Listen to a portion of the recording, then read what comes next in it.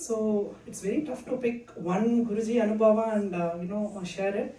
So, but I wanted to kind of share something which happened very recently.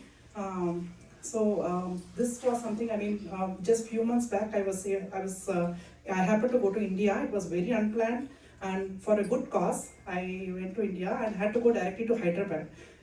So usually, I mean, every time we go with family and we go first have Guruji's darshan in Chennai, but this time it was different.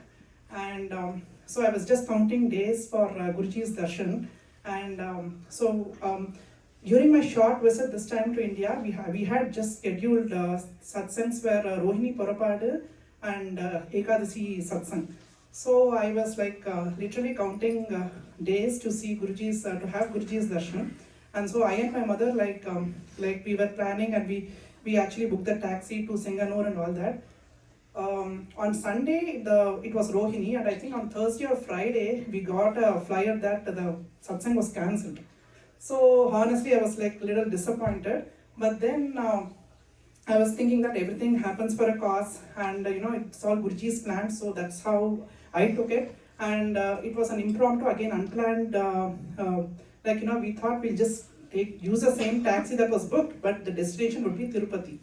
So we decided to go to Tirupati, and we went, and I had a strong desire to actually walk to Thirumala, and it's been 9 years since I did that. So this time I was like telling my mother that I want to go walk, and so my brother was constantly in touch with me through phone, and he was trying to inquire like if I'm safe and all, and he wanted me to take the shortest path.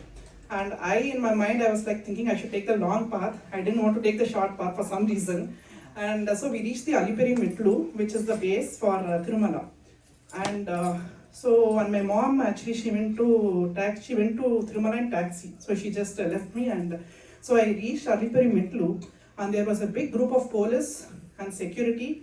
Everybody were there, and they did not allow people to go up actually. And the reason was because it seems there was a leopard attack, which actually leopard attacked a little girl, and there were multiple leopards which were just roaming freely, and a lot of wild animals in the whole guard, the steps. So by the way, I actually it was 2:30 p.m. when I was in the base. So they actually wanted people to come next day morning early, because you have full time to walk, go reach there. So they were suggesting people to go back, and the families with little kids were strictly not allowed during that time, because of the girls' attack. So they wanted to be safe, and they were also all I had was had nama in my lips, and I had Guruji. Actually, I had taken Guruji's photo with me. So that's all I had, and they were also telling people like who all have come alone to kind of go away and all that. Again, come next day in the morning.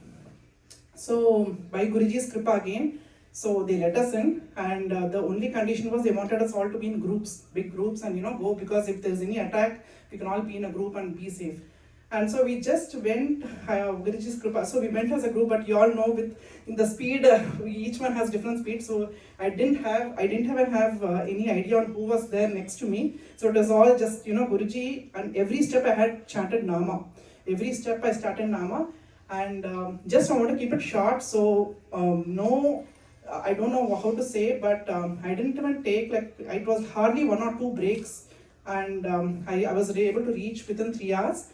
And actually I was reminded of Madhura Smaranam, which Bhagyaji usually shares, where there is one person, actually a devotee, who was actually, Guruji actually holds his hand to climb the mountains. Actually what happens is, Guruji first climbs 200 steps, and then the devotee is actually not able to go up.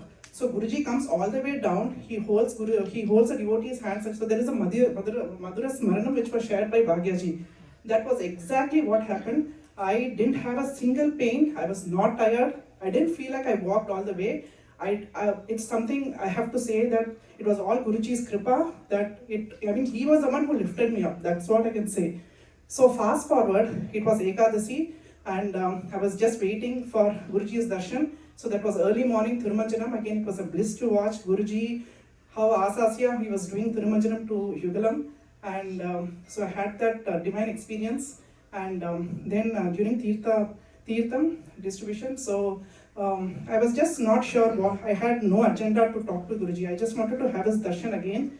And the day I left from Atlanta, it was a 5K day, 5K run evening.